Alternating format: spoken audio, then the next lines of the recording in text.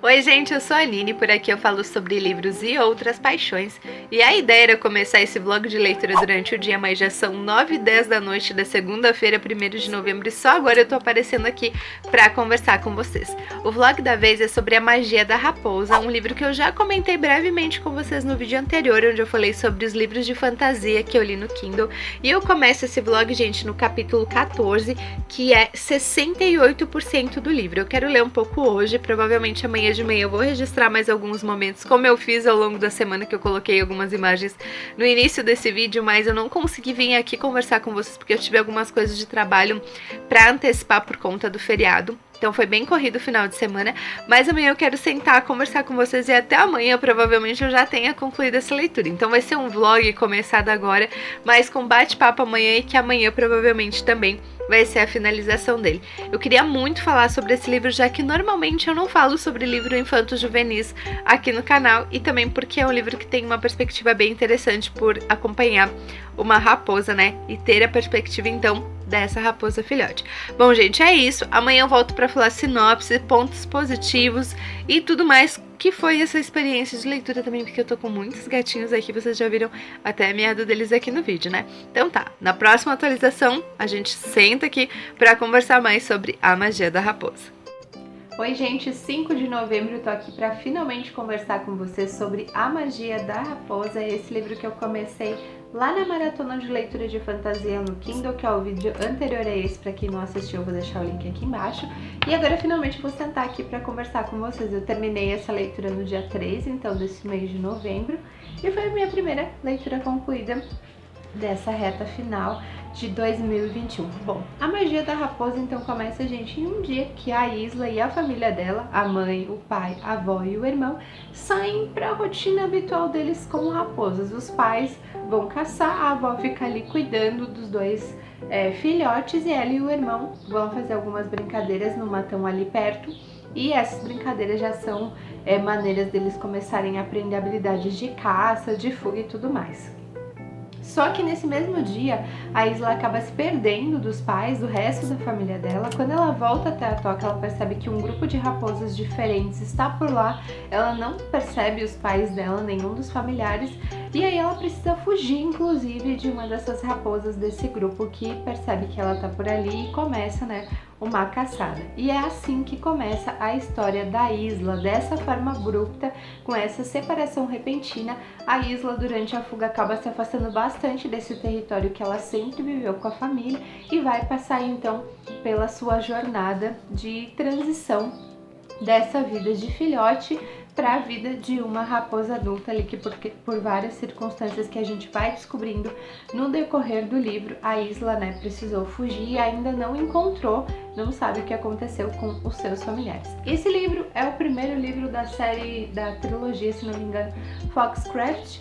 É uma literatura infanto-juvenil, só que ele é um livro muito interessante, inclusive para adolescentes e para adultos. É claro que esse livro, como eu já tinha lido lá no Scooby na sinopse, tem uma proposta de conscientizar sobre as raposas e até também dessa interferência humana na natureza e o que isso acarreta, mas esse é um livro que dá pra gente fazer muitas relações com fases humanas também, como por exemplo essa ruptura abrupta da vida da Isla, essa transição da adolescência e depois da vida adulta, onde, né, os jovens saem da casa dos pais, se mudam e começam a viver em uma vida independente. Durante essa jornada da Isla, ela também acaba descobrindo que muitas pessoas nesse caminho não querem ajudar, outras não podem, e algumas delas também estão mentindo. Então tem um personagem bem significativo, o Cifrin, que ela encontra durante essa jornada, só que ela não tem certeza se pode confiar nesse personagem, porque ele não conta tudo que sabe sobre a história das raposas, sobre os demais territórios. Isso é um ponto bem importante. Essa fuga acaba expandindo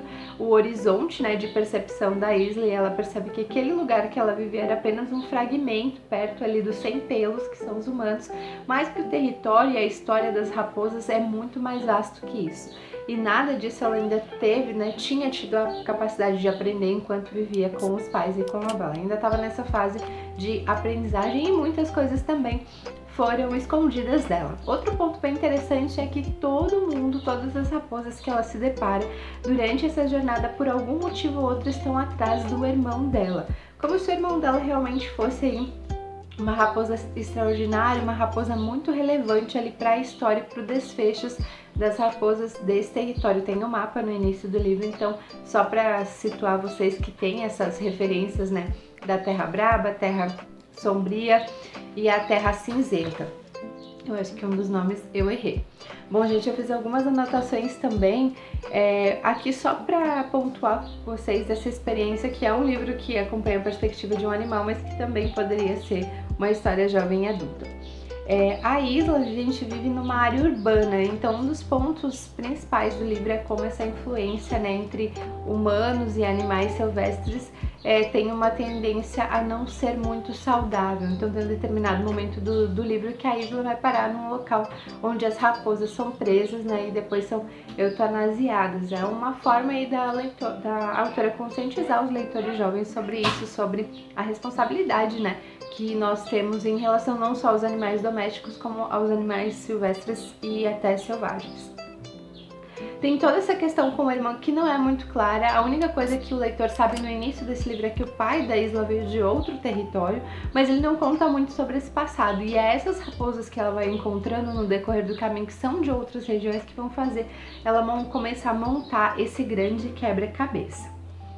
E eu acho, gente, que basicamente é isso, é uma jornada de herói esse livro, então eu espero muito que nos próximos 2 volumes a autora conte um pouquinho mais aí da história das raposas, da própria questão da magia, né, do Foxcraft, que é essa habilidade aí que algumas raposas têm de manipular elementos para poder se proteger de perigos ou para poder se esconder das presas na hora das caças. Isso é pouco explorado porque teoricamente é o irmão da Isla que teria essa habilidade, mas eu achei essa história muito interessante, principalmente para conscientização. Por exemplo, a autora aqui chama os humanos de sem pelos, chama as estradas, as rodovias de rios da morte, chama os carros de esmagadores, tudo isso porque no universo das raposas é assim que elas interagem, né, com os elementos humanos. As luminárias, os postos de iluminação, por exemplo, são as bola-brilhos. Então a autora cria realmente um ambiente lúdico sem forçar, sem querer enfiar água lá abaixo, um tipo de ativismo, mas ao mesmo tempo sim conscientizando crianças e eventuais, né, irmãos mais velhos, pais que possam ler esse livro para alguém mais jovem, que tudo tem a ver com tudo, que a gente influencia o ambiente dos animais, assim como os animais depois influenciam o ambiente urbano. E falando isso, tem um gatinho aqui bem serelepe, né, tá querendo sair do quarto. Bom, gente, então é isso que eu tinha pra comentar com vocês sobre A Magia da Raposa. Foi um fantasy juvenil que eu gostei muito. Provavelmente num momento do futuro eu vou fazer um vlog unindo o livro 2 e o livro 3 aqui pra vocês, mas foi muito interessante me deparar com uma história infanto-juvenil que eu gostasse. Fazia um bom tempo que isso não acontecia. É isso, próximo vlog de leitura a gente volta para a história da Lisa Gardner, e eu também li um e-book que me deixou muito transtornada, tem a ver com essa pegada de thriller também, e é uma série pelo que eu vi, então pode ser que já role um gancho aí para vlogs futuros de mistério e suspense. Então é isso, comenta aqui embaixo o que tu leu. Lembra que agora tu pode ser membro do canal e me ajudar a levar o estante da Nini para mais leitores e garimpeiros, e também comenta que tipo de livro tu gostaria de ver por aqui. É isso, e até o próximo vídeo. Tchau, tchau!